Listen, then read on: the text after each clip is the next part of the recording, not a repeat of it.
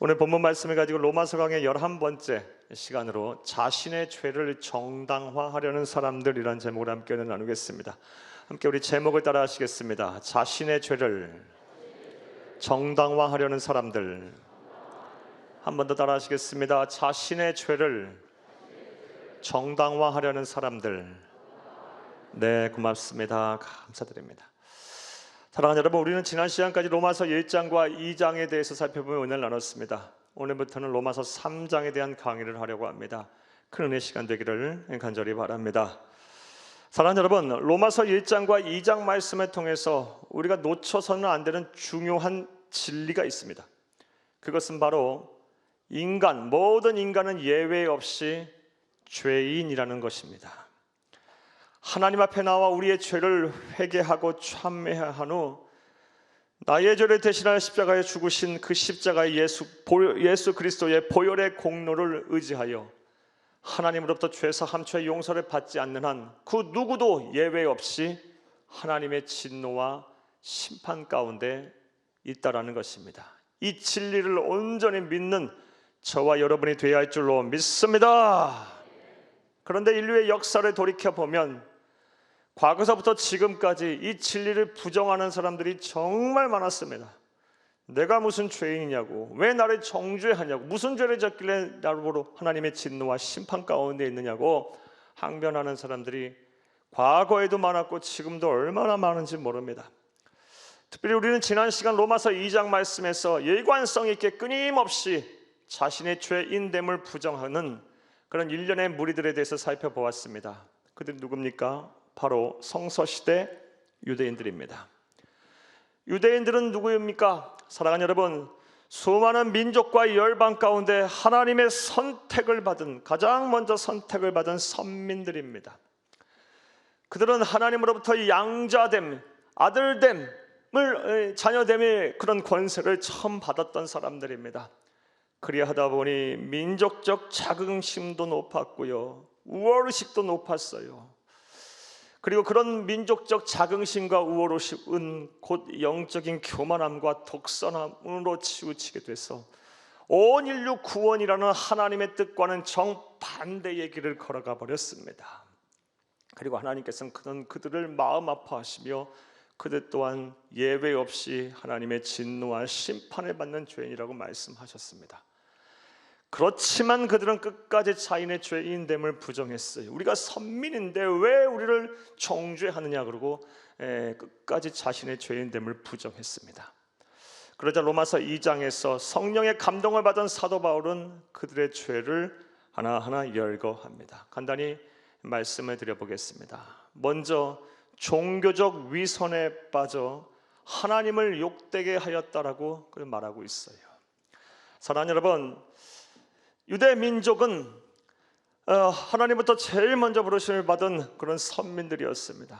그들만 하나님의 말씀, 하나님의 뜻인 율법을 받았고 율법을 알고 있었습니다. 우리 주 예수님께서 이 세상에 오신 이후 교회의 시대, 성령의 시대, 성경의 시대가 열리기까지 그들만 하나님의 말씀을 가지고 있었어요. 그러다 보니 민족적 자긍심과 우월의식 속에 자신들이만 지혜로운 자들이고 자신들에게만 구원이 있다라는 생각에 빠져 모든 이방인들, 모든 사람들은 다 미개하고 무지하고 그리고 사악한 존재들이라고 여겼어요. 따라서 자신들이 율법의 교사가 스스로 돼서 율법의 선생이 돼서 그들을 가르치고 이방인들을 계도해야 한다라고 생각을 했습니다. 자, 그런데 문제는 그렇게 스스로 율법 교사, 율법의 선생이 되고자 했다면 자신들부터 하나님의 말씀을 지키고 순종했어야 하는데 그렇지 않았어요. 자기들은 지키지도 않으면서 율법의 교사가 되려고 했고 율법의 스승이 되려고 했어요. 이런 종교적 위선의 결과 하나님은 모욕을 당하셨고요. 그것이 그들의 죄다라고 성령의 감동을 받은 사도 바울은 지적을 하고 있습니다. 그들의 또 다른 죄는 종교적 형식주의에 빠져서 복음을 왜곡했다라는 것입니다. 예를 들어서 종교적 형식인 할례를 받기만 하면 자동적으로 구원에 이를 수 있다고 그들은 생각을 하고 믿었어요. 사랑하는 여러분, 구원은 어떻게 받습니까? 우리가 우리의 죄를 회개하고 오직 예수를 그리스도로 믿는 믿음으로 받는 것입니다. 이외에는 구원에 이르는 길이 없습니다. 그런데 그들은 할례를 받기만 하면, 종교적인 형식인 이 할례를 받기만 하면 자동적으로 구원에 이를 수 있다는 착각 속에 빠졌어요. 복음을 왜곡한 것입니다. 이러한 큰 죄가 너희들이 범하였다라고 사도 바울은 성령의 감동을 받아 자신의 민족을 죄를 드러내고 있습니다. 따라서 저와 여러분들은 이런 지난날 성서시대 유대인들의 과오와 죄를 잘 살펴보고 반면교사로 삼아야 할 줄로 믿습니다. 왜냐하면 우리 또한 예수를 그리스도로 믿는 그 순간부터 저 구약의 유대인들처럼 하나님의 선택을 받은 선민이 되었기 때문입니다. 우리가 선민이에요. 부디 오늘 말씀을 들으시는 모든 분들이 지난날 유대인의 과오를 반면교사로 잘 삼아서 하나님이 찾으시고 이 시대가 지금 요구하는 진정한 하나님의 선택받은 백성으로 선민으로 거듭나시기를 간절히 주의 이름으로 축복합니다. 축복합니다. 자, 여기까지가 지난 시간에 대한 말씀입니다. 이제 오늘의 강의를 하겠습니다. 오늘 본문인 로마서 3장 1절에서 8절 말씀은 여러분 참 어려운 말씀입니다. 어려운 본문입니다. 로마서 전체를 통틀어서도 난해한 구절로 꼽히는 아주 손꼽히는 말씀입니다. 따라서 오늘은 특별히 여러분께서 집중하셔서 말씀을 좀 잘 들어주셔야만 되겠습니다. 어려울 수가 있습니다. 최대한 쉽게 한번 설명을 해보려고 합니다. 솔직히 이 말씀 그냥 건너뛸까도 생각을 해봤습니다. 오늘 한국교회 많은 강해 설교자들이 이 말씀 그냥 건너뛰고 그리고 쉽게 그냥 간단하게 설명하고 마는데, 그렇게 해볼까도 생각을 해봤는데 하나님 말씀이 어렵다고 그냥 넘어가서야 되겠습니까? 최대한 쉽게 한번 설명을 해보겠습니다. 여러분 집중력을 발휘하셔서 잘 따라와 주시기를 간절히 부탁을 드립니다. 할렐루야. 사랑하는 여러분, 저는 이 오늘 본문 말씀 로마서 3장 1절에서 8절 말씀을 읽을 때마다 답답함을 느낍니다. 여러분, 삶은 고구마 물 안 먹고 계속 몇 개씩 집어 먹으면 어떻습니까? 답답하죠. 이런 육체적인 답답뿐만 아니라 아주 정신적으로 답답함을 느낍니다. 답답함은 그치는 것이 아니라 막 속상하기도 하고 때로는 화가 나기도 합니다. 왜냐하면 오늘 본문 말씀을 보게 되면 자신의 죄가 온 천하에 이렇게 드러났음에도 불구하고 끝까지 자신은 죄가 없다라고 여기며 자신의 죄를 정당화하고 합리화하려는 그런 유대인들의 모습이 오늘 본문 말씀에서 보이기 때문입니다. 이를 좀 더 구체적으로 여러분에게 설명을 해보겠습니다. 사랑하는 여러분, 오늘 본문 말씀을 보게 되면 지난 시간에 말씀드렸고 또 앞서 말씀드린 것처럼 하나님께서는 유대인들을 향하여 너희들은 종교적인 위선에 절해져서 하나님을 모독했다, 나를 모독하게 했다, 그리고 종교적인 형식주의에 빠져서 복음을 왜곡하였다라고 하나님께서는 죄인이라고 인정하셨어요. 하나님께서 책망하셨어요. 하지만 그들은 여전히 자신은 죄인이 아니라고 여기면서 사도 바울에게 찾아와서 말도 안 되는 논리와 궤변을 늘어놓으면서 질문 형식으로 자신의 죄를 정당화하고 있습니다. 오늘 본문 말씀에 보면 그리고 그 질문에 대해서 사도 바울은 연이어 답을 하면서 너희들이 얼마나 무지하고 얼마나 완악하며 얼마나 우매한 자들인지 알라라고 말을 하고 있어요. 물론 어떤 성서신학자들은 이것은 직접 유대인들이 찾아와서 자신의 죄를 정당화하기 위해서 질문을 하고 사도 바울이 대답을 한 것이 아니라 이 사도 바울이 이 유대인들의 강교함을 예상하면서 미리 예상 질문을 만들어 놓고 그리고 예상에 대한 질문에 대한 답을 달아놓은 것이라고 주장하는 사람들도 있습니다. 그리고 한때 이러한 두 가지 의견들로 인해서 신학계에서는 논쟁이 있었습니다. 자, 그런데 솔직히 말씀드려서 이런 신학적인 논쟁은 우리에게 별 의미가 없습니다. 직접 유대인들이 찾아와서 자신의 죄를 정당화하기 위해서 사도 바울에게 질문을 하고 사도 바울이 답을 했거나 아니면 사도 바울이 미리 예상을 해서 간교한 그들의 질문을 이렇게 질문할 것이라고 예상을 해놓고 거기에 대한 답을 달아놓았거나, 이것은 우리에게 별 의미가 없어요. 왜냐하면 그것은 오늘 본문 말씀에서 우리에게 주시는 하나님의 음성이 아니기 때문에 이건 비본질이에요. 오늘 우리가 들어야 될 하나님의 말씀 본질이 우리에게 중요한 거예요. 비본질이 본질을 뛰어넘을 수는 없는 것입니다. 자, 그렇다면 오늘 우리가 본문 말씀을 들어야 할 통해서 들어야 할 하나님의 음성, 본질은 무엇일까요? 진리는 무엇일까요? 잘 들으시기 바라요. 바로 모든 인간은 본성적으로 자신의 죄를 덮고 자신의 죄를 감추고 자신의 죄를 정당화하며 자신의 죄를 합리화하려는 추악함이 있다는 것입니다. 이게 인간의 본성을 드러내는 말씀이 오늘 본문 말씀이에요. 사랑하는 여러분, 이러한 사람을 우리 주변에 찾는 것이 그렇게 어렵지가 않습니다.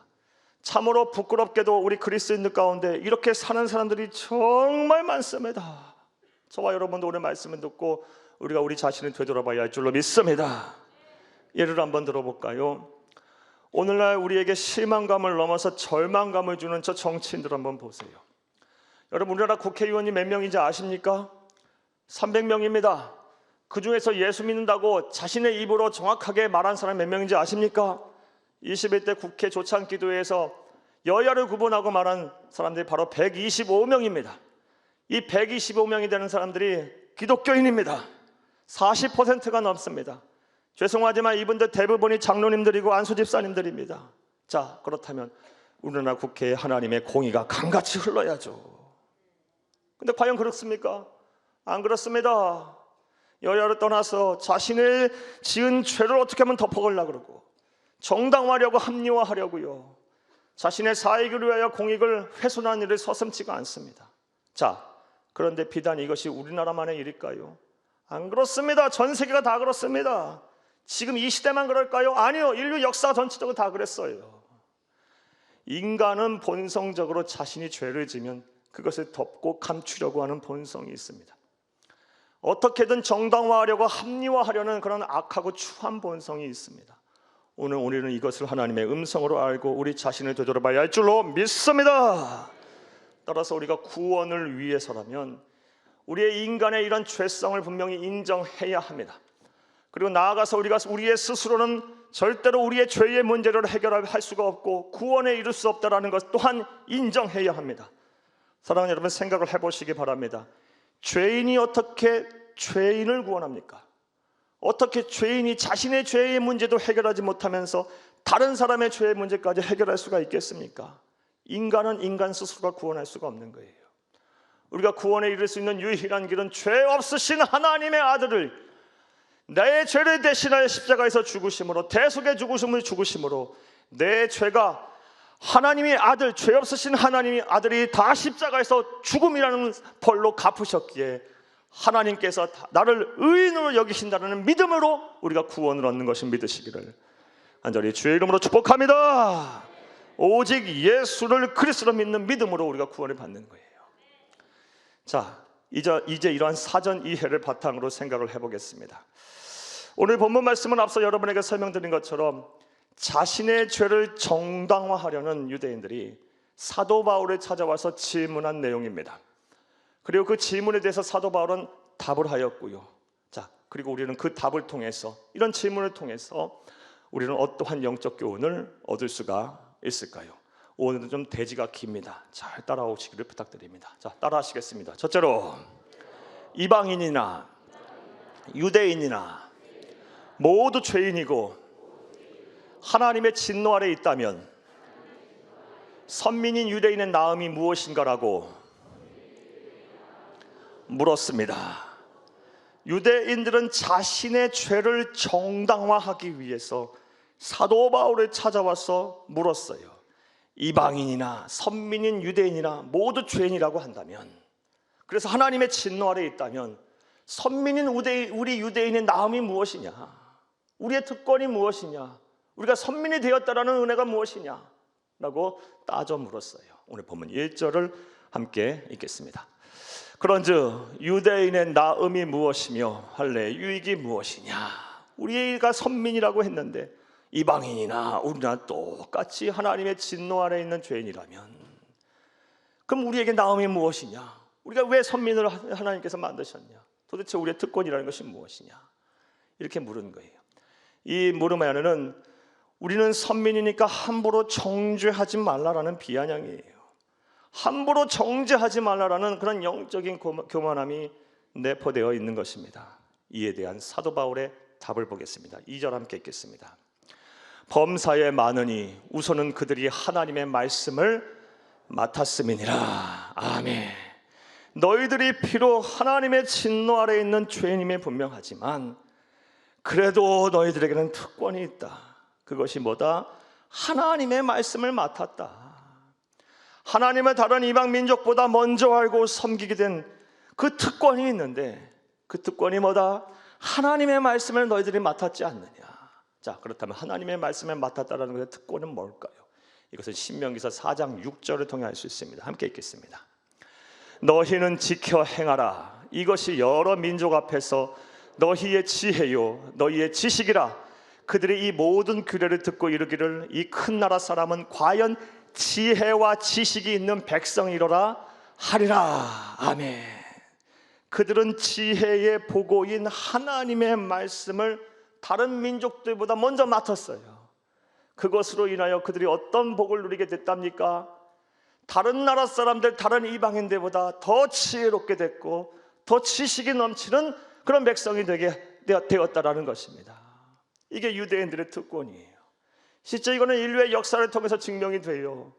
사랑하는 여러분, 유대인들은 인구수로 볼 때, 전 세계 인구수로 볼 때 아주 극소수예요. 하지만 우리는 잘 알고 있어요. 유대인들이 전 세계적으로 또 얼마나 지혜로운 민족인지 잘 알 수 있어요. 그래서 그것으로 인하여 부와 명예를 소유하고 있으면 또 알 수 있고요. 그들이 인류의 역사를 통해서 잘못한 것도 많지만 또 인류의 공헌한 부분도 많다는 것 또한 우리가 알고 있어요. 하나님께서 주신 특권이에요. 먼저 말씀을 주셨기에 그 지혜의 보고인 말씀을 주심으로 그들은 그 지혜의 말씀을 통해서 지혜를 얻고 지식을 얻어서 큰 나라 백성이 되게 하셨다는 거예요. 그들이 하나님을 먼저 알고 먼저 섬겼기에 이런 복을 주신 거예요.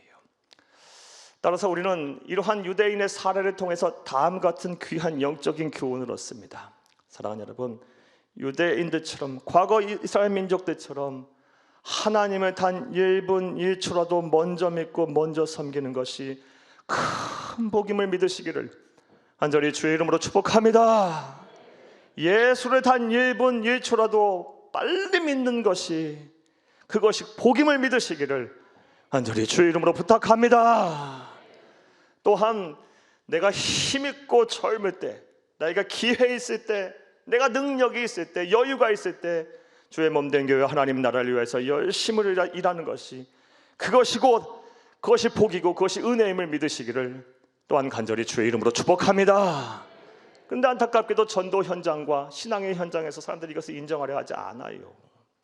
저 전도 현장에서 예수 믿으라고 사람들에게 권면하면 불신자들 이렇게 말하는 사람들 많아요. 예수 안 믿는 사람들은 많을 것이고 믿어도 지금은 내버려 두라 그래요. 지금은 안 믿고 나중에 임종 직전에 죽을 때 가까워서 그때 믿겠다고 하는 사람 얼마나 많은지 몰라요. 또 신앙생활 하는 가운데 이제는 주의 나라와 주의 몸된 교회를 위해서 열심히 봉사하고 충성하고 헌신하셔야죠 하고 권면의 말씀해 드리면 지금은 아니에요. 나중에 여유 있고 나중에 노년은 돼서 은퇴해서 한가할 때 주의 나라와 주의 몸된 교회 어려운 이웃을 섬기고 봉사하겠다 그래요.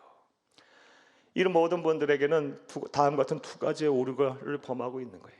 첫 번째 오류는요, 내일의 시간이 나의 시간이라고 누가 장담을 할 수 있습니까? 내일의 시간은 나의 시간이 아니라 하나님의 시간이에요. 하나님이 나에게 주셔야 내가 또 내일도 살 수 있는 거예요. 저 성전문을 나서는 순간 그런 일이 있어서는 안 되겠지만 우리 성도들 가운데 내일한 시간이 그 이후, 오늘의 이후의 시간이 보장되지 않는 분도 있을지도 몰라요. 지금 내게 시간 주시고 내게 기회 주셨을 때 예수를 믿어야 하는 것이고 주의 나라와 주의 몸된 교회 어려운 이웃들을 위해서 섬기고 봉사해야 하는 것임을 믿으시기를 하늘의 주의 이름으로 축복합니다. 또 다른 오류는요, 빨리 예수를 믿는 것이 그렇지 않는 것보다 더 큰 복이라는 것을 모르는 데서 비롯된 오류예요. 사랑하는 여러분, 단 1분 1초라도 빨리 예수를 믿는 것이 저 노년에 이르러 임종 직전에 정말 하나님의 은혜로 예수를 믿는 것하고는 비교할 수 없이 큰 복이에요.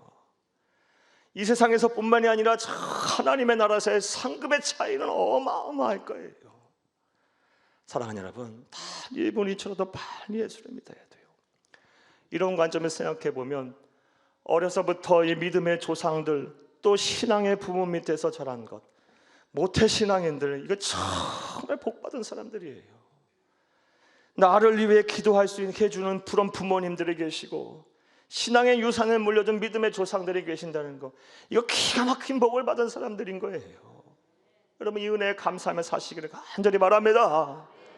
그리고 지금부터라도 여러분의 자녀들과 후손들에게 이 신앙의 유산을 꼭 물려주셔야 돼요. 이거보다 더 큰 복은 없어요. 반드시 저와 여러분이 해야 할 일입니다. 그리고 하나님이 지금 여러분에게 기회 주셨을 때, 힘 주셨을 때, 다 만사에는 때가 있다 그랬어요. 지금이 때예요. 예? 하나님이 여유 주셨을 때, 능력 주셨을 때, 힘 주셨을 때, 주의 나라와 주의 몸된 교회 어려운 이웃들 위해서 하나님의 나라를 위하여 열심으로 봉사하고 충성하고 사명 감당하시기를 간절히 주의 이름으로 부탁합니다. 할렐루야.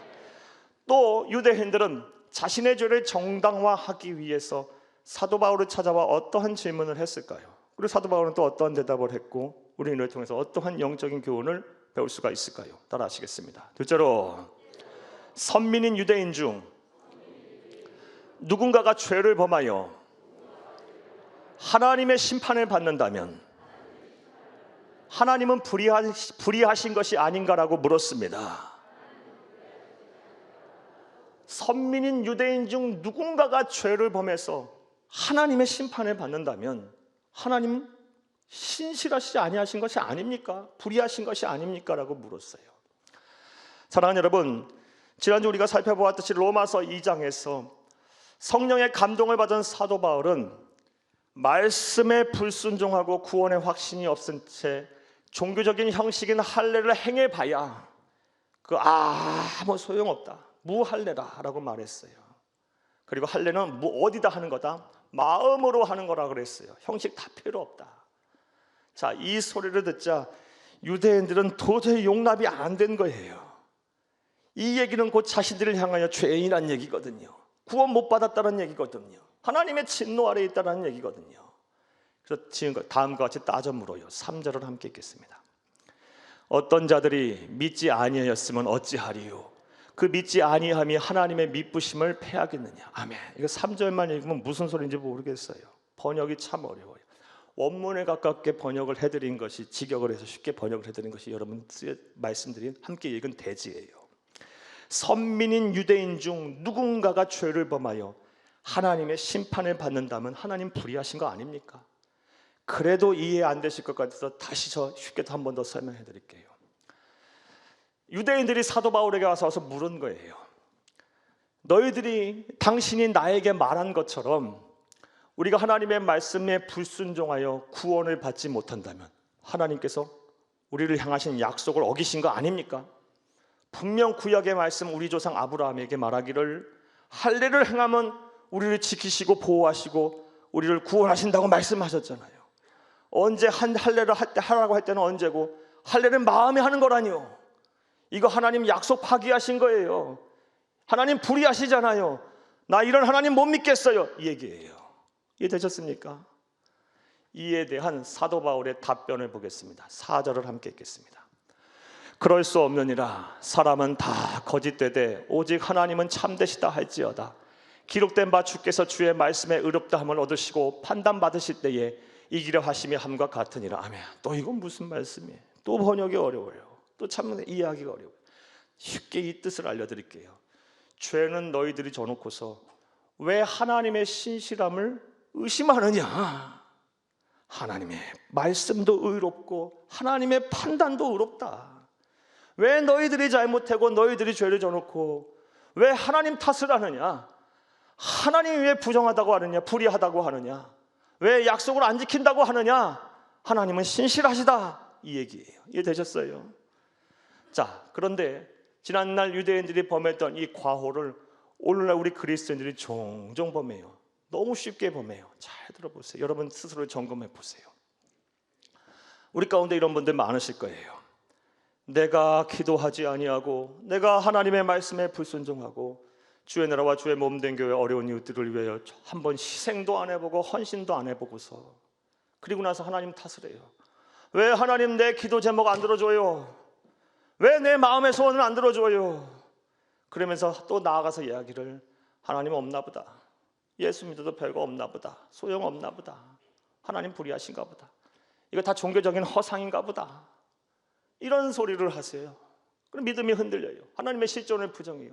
이게 유대인들이 보면 과거가 그게 다른 점이 없어. 그게 다른 것이 아닌 거예요.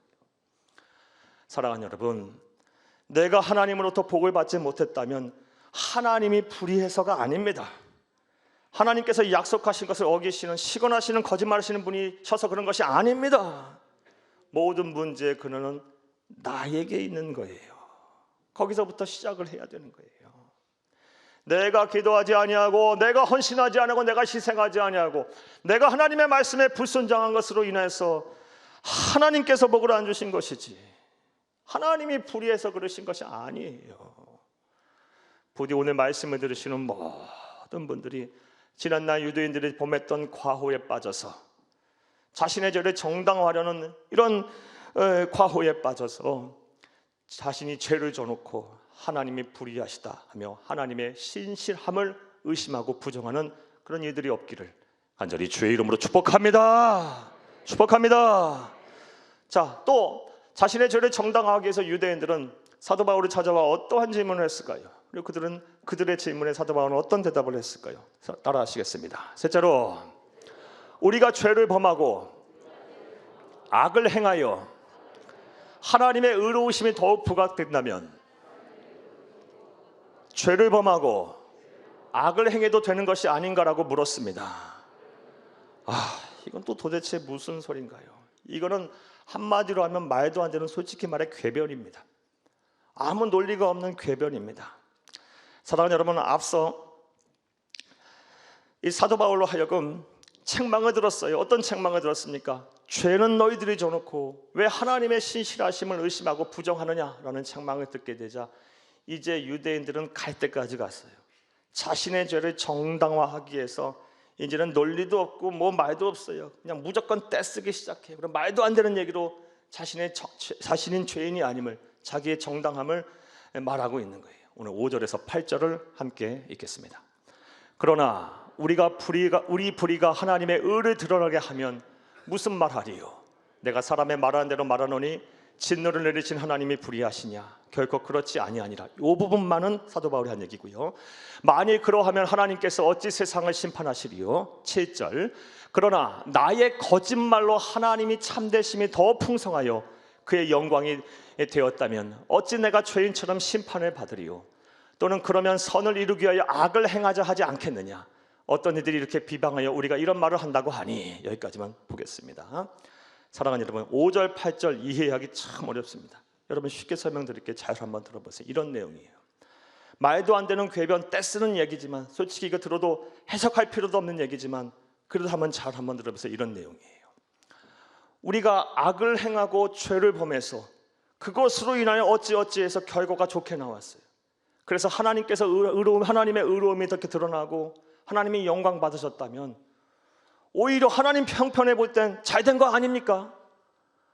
결과가 좋게 나왔으니 과정은 어찌됐든 간에 좋게 나온 것 아닙니까? 그런데 왜 우리를 정죄하고 왜 우리에게 진노하시며 왜 우리를 심판하시려고 합니까? 우리가 죄를 졌고 우리가 악을 행해서 하나님 편에 볼 때 또 하나님의 의로움이 이렇게 부각이 됐다면 우리 더 죄를 져도 되고 악을 행해도 되는 거 아닙니까? 이게 무슨 말도 안 되는 얘기입니까? 말도 안 되는 얘기의 궤변이에요. 어떻게 해서든지 자신의 죄를 정당화하려고 우기고 있는 거예요. 지금요. 떼쓰고 있는 거예요. 이에 대한 사도 바울의 답변 보겠습니다. 8절 하반절 보겠습니다. 그들은 정죄받는 것이 마땅하니라. 들을 것도 없어. 너희들 이제 구제불능이야. 끝까지 너희들의 완고함, 완악함을 꺾지 않는구나. 너희들 다 죄인이야. 끝났어. 안 들으려 버려요. 단언해버려요. 오늘날 이런 분들이 너무 많아요. 안 들으려 그래요. 끝까지 귀를 막아요. 끝까지 자신의 죄를 정당화하려고 하고요. 끝까지 예수 안 믿으려고 그래요. 무슨 말을 해도 안 들으려고 그래요. 아예 마음의 문을 닫아놓고 너는 너를 거고 나는 나다. 그런 분들이 얼마나 많은지 몰라요. 분명한 사실은 우리 모두는 하나님 앞에 죄인이에요. 그런 분들은 회개하고 예수 그리스도 믿지 않으면 반드시 하나님의 진노와 심판에 있음을 믿으시기를 간절히 주의 이름으로 부탁합니다. 그럼에도 불구하고 이런 궤변 또한 한번 해석을 해볼게요. 그리고 이 궤변 속에서 우리가 받아야 할 영적 교훈을 한번 찾아볼게요. 앞서 말씀드린 대로 이 궤변은 다음과 같은 내용이에요. 우리가 이렇게 악을 행하고 죄를 했는데, 거짓말을 했는데 결과가 좋게 나왔어요. 그래서 하나님께 영광이 됐고 그것이 하나님께 의로움이 됐다면 내가 정죄받고 하나님의 진노 아래 있는 것이 아니라 오히려 공로상을 받아야 하는 거 아니에요? 이 얘기예요. 그런데 오늘날 이러한 똑같은 주장, 궤변을 늘어놓는 집단들이 오늘날 한국 사회에 있어요. 그 집단이 누구냐? 한국 교회와 한국 사회의 암적인 존재인 신천지단들이에요. 그들의 교리 가운데 모략교리라는 교리가 있어요. 이 모략교리를 간단하게 쉽게 설명 이거예요. 자신들의 신천지 신앙을 지키고 신천지로 전도하기 위해서는 거짓말해도 상관없다. 그렇게 악하게 거짓말을 해서 신천지 신앙이 지켜지고 신천지로 전도가 되면은 그것이 하나님께 영광 받으시는 거고 그 결과가 좋게 나왔으니 그런 거짓말들은 다 하나님께서 용인하시는 것이고 그것이 다 성경이고 하나님의 뜻이다 라고 주장하는 거예요. 그 거짓말을 가리켜서 모략이라 그래요. 그래서 그들은 자신들이 전도하기 위해서 자신들의 신앙을 지키기 위해서 그냥 막 거짓말해요. 막 신변을 속여요. 자기가 아주 학벌이 좋다, 뭐 서울대학교를 다닌다, 막 그렇게 속이기도 하고요. 자기가 뭐 의사다, 변호사다, 그리고 심리상담가다, 뭐 연예기획사 대표다, 막 이렇게 속이면서 호감을 불러일으키고요. 거기에 대한 정 일말의 양심의 가책을 느끼지 않아요. 왜? 그렇게 해서 전도되면 결과가 좋게 나왔으니 그 모든 것이 용납이 된다. 그런 악을 행해도, 그런 거짓말을 행해도 하나님은 죄를 여기시지 아니한다라고 생각하는 거예요. 사랑하는 여러분, 이러한 모든 행위들은 거짓의 아비인 사탄의 장난이에요. 성령 하나님은 절대로 그렇게 일 안 하십니다. 성령 하나님은 진실하신 분이에요. 설령 우리가 원한 대로 결과가 나왔다 할지라도 그것을 이루어가는 과정이 진실되지 못하면 하나님 절대 영광 안 받으세요. 우리 그리스도인은 세상을 어떻게 살아야 하느냐? 우리가 기도한 것을 이루기 위해서 그 이루어가지는 모든 과정 또한 진실하고 선해야 합니다. 여러분 전도하실 때도 막 거짓말로 막 간증도 만들고 이야기도 막 꾸며서 그렇게 전도하지 마세요. 그렇게 해서 하나님 전에 온다 한들 하나님은 영광 안 받으세요. 과정과 결과가 좋아야 돼요. 선해야 돼요. 지금 그 이스라엘 민족이 그 엉뚱한 궤변을 늘어놓는 거고 뭐가 달라요? 똑같은 거예요. 어찌됐든 이렇게 궤변을 늘어놓으면서 끝까지 자신들은 죄인이 아니라고 막 때를 쓰면서까지 정당함을 드러내고 있어요. 이게 인간의 추한 모습이에요. 참 우리 주변에는 이런 분들이 많아요. 우리 그 마음의 문을 두드리고 귀를 열어서 예수가 그리스도라고, 우리가 죄인이라고, 반드시 하나님의 심판의 때가 있다고, 하나님은 살아계신다고 우리 외쳐도 얘기를 닫아버리고 들으려고 하지 않고, 그리고 끝까지 자신의 마음을 닫고 눈을 닫고 귀를 닫고 영원한 사망을 향해 달려가시는 분들이 얼마나 많은지 몰라요. 정말 마음 아파요. 사랑하는 여러분, 그럼에도 불구하고 하나님은 우리를 포기하지 아니하시니 우리 또한 포기하지 말아야 할 줄로 믿습니다. 자, 이제 말씀을 맺겠어요.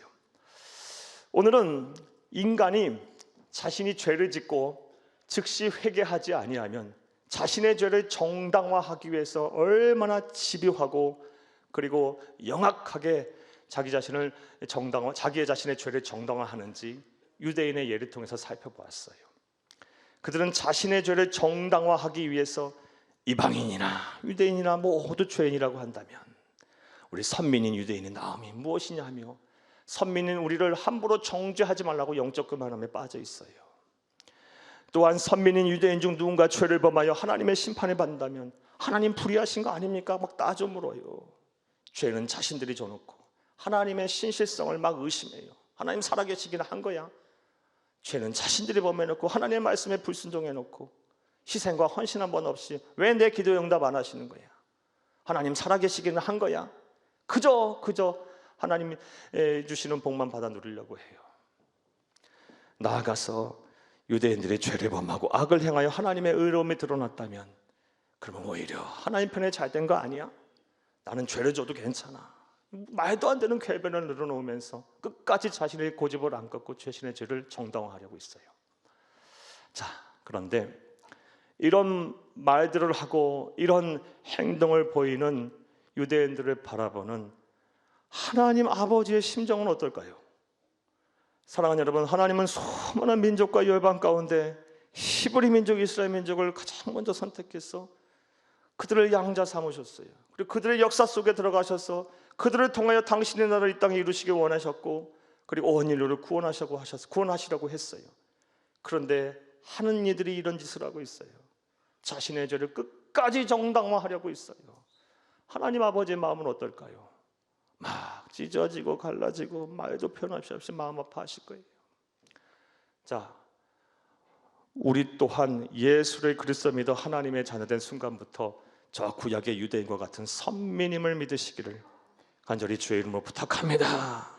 따라서 우리도 하나님 아버지의 마음을 아프게 하면 안 돼요. 아프게 하면 안 되는 거예요. 사랑하는 여러분, 우리가 세상을 살다 보면요, 죄를 안 짓고 살 수가 없어요. 저와 여러분 다 마찬가지예요. 왜냐하면 하나님의 나라 가는 그날까지 우리는 아무리 예수를 믿는 그리스도인이라 할지라도 완전한 영성체, 예수님과 똑같이 변화한 모습의 성결한 모습이 아니기 때문에 그래요. 신학자들은 우리의 이런 인간의 나약함을 가리켜서 피조물다움이라고 표현해요. 우리 안에 이 피조물다움이 계속 상존해 있기 때문에 하나님 나라 가는 그날까지 우리는 필연적으로 죄를 짓게 될 수밖에 없어요. 그럼 그럴 때 어떻게 해야 돼요? 유대인들처럼 끝까지 버티면서 자신의 죄를 정당화해야 하겠습니까? 아니죠. 빨리 하나님 앞에 나와야죠.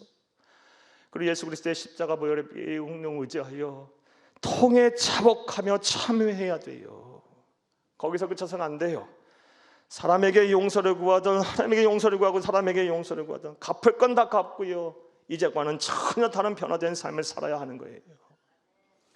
그리고 하나님의 자녀로서 살아야 되는 거예요. 끝까지 믿음을 지키며 살아야 하는 거예요. 그렇게 사는 사람이 바로 성령의 사람이고 그리스도인이에요.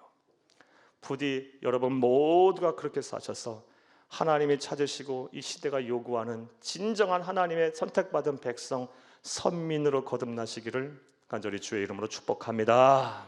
축복합니다. 축복합니다.